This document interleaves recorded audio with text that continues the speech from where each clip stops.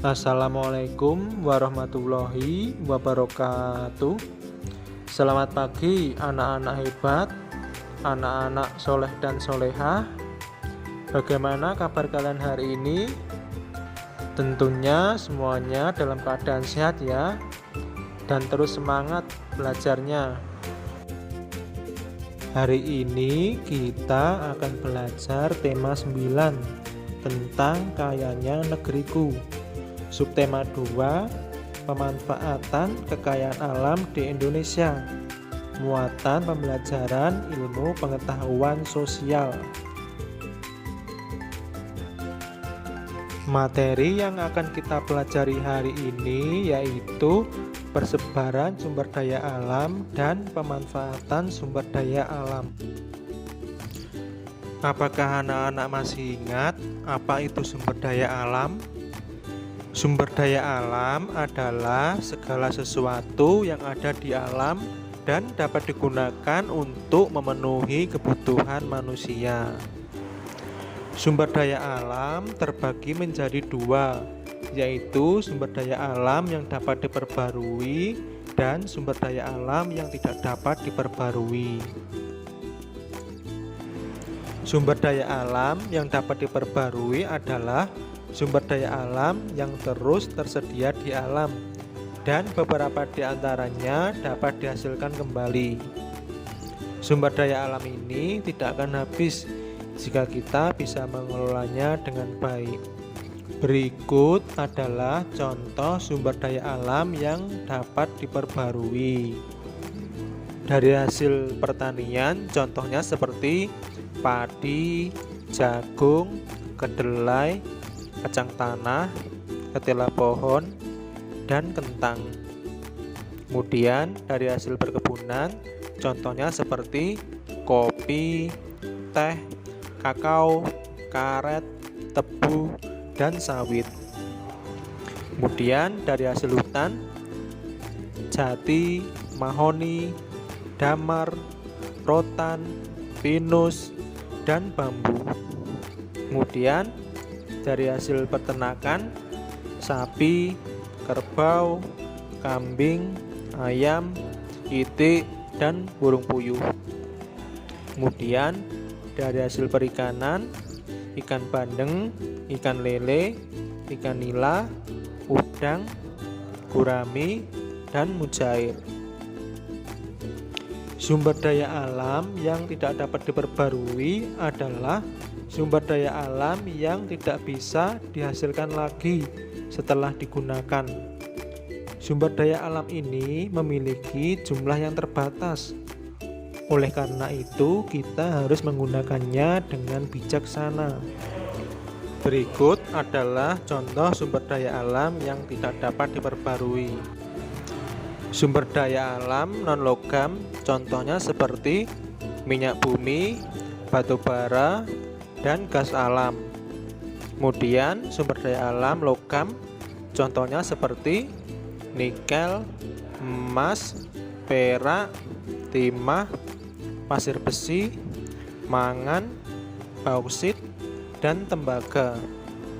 Kemudian sumber daya alam untuk industri, contohnya seperti belerang, fosfat, gamping, yodium, intan, asbes, kaolin, marmer, dan pasir kuarsa. Sekarang mari kita perhatikan peta persebaran sumber daya alam tumbuhan berikut ini. Dapat kalian lihat persebarannya. Nah, selanjutnya ini adalah peta persebaran sumber daya alam hasil tambang. Bisa kalian lihat persebarannya. Sumber daya alam ada yang dimanfaatkan secara langsung, ada pula yang dimanfaatkan secara tidak langsung. Nah, dalam hal ini dimanfaatkan secara tidak langsung artinya harus diolah terlebih dahulu agar dapat dimanfaatkan manusia. Nah, mari kita bahas bersama-sama jenis-jenis sumber daya alam dan manfaatnya. Untuk yang pertama yaitu hasil pertanian. yaitu ada padi. Padi merupakan produk utama pertanian. Padi bermanfaat sebagai bahan makanan pokok, khususnya bagi masyarakat Indonesia. Berikutnya ada jagung. Jagung bermanfaat sebagai makanan pokok, makanan ternak, dan bahan pembuatan berbagai makanan ringan. Selanjutnya ada kacang kedelai. Nah, kacang kedelai bermanfaat sebagai bahan baku pembuatan tahu atau tempe, kecap, dan susu kedelai. Kemudian yang terakhir ada ketela pohon. Ketela pohon bermanfaat sebagai bahan makanan pokok dan bahan pembuatan makanan. Untuk yang kedua yaitu hasil perkebunan, yaitu ada teh. Teh bermanfaat sebagai bahan pembuatan minuman. Kemudian ada karet. Karet bermanfaat sebagai bahan membuat ban. Kemudian ada sawit. Sawit bermanfaat sebagai bahan membuat minyak goreng. Kemudian ada tebu. Tebu bermanfaat sebagai bahan baku membuat gula pasir. Kemudian yang terakhir ada kina. Kina bermanfaat sebagai obat malaria. Untuk yang ketiga yaitu hasil peternakan. Ada sapi. Daging dan susu sapi dimanfaatkan sebagai bahan makanan. Kulitnya dimanfaatkan sebagai bahan baku kerajinan. Kemudian ada kambing. Kambing dimanfaatkan dagingnya sebagai bahan makanan. Berikutnya adalah ayam. Daging dan telur ayam dimanfaatkan sebagai bahan makanan. Bulunya dimanfaatkan sebagai bahan pembuatan kemoceng. Kemudian ada itik. Itik dimanfaatkan daging dan telurnya sebagai bahan makanan. Kemudian yang terakhir ada ulat sutra. Ulat sutra menghasilkan kepompong yang bermanfaat sebagai bahan baku pembuatan kain sutra. Untuk yang keempat adalah hasil laut dan perikanan. Ada mutiara. Mutiara pada kerang bermanfaat sebagai bahan membuat perhiasan. Kemudian ada kerang. Daging kerang bermanfaat sebagai bahan makanan dan cangkangnya untuk membuat kerajinan.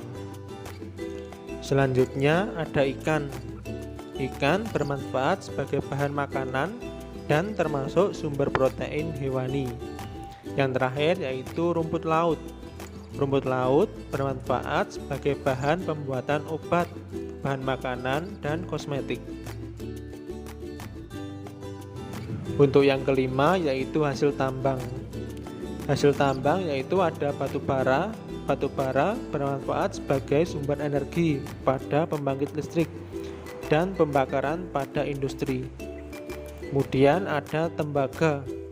Tembaga banyak digunakan pada peralatan listrik karena termasuk konduktor listrik. Yang terakhir adalah minyak bumi. Minyak bumi diolah menjadi bahan bakar berbagai kendaraan bermotor. Demikian tadi penjelasan singkat mengenai persebaran sumber daya alam dan pemanfaatan sumber daya alam. Semoga dapat bermanfaat buat kalian semua ya.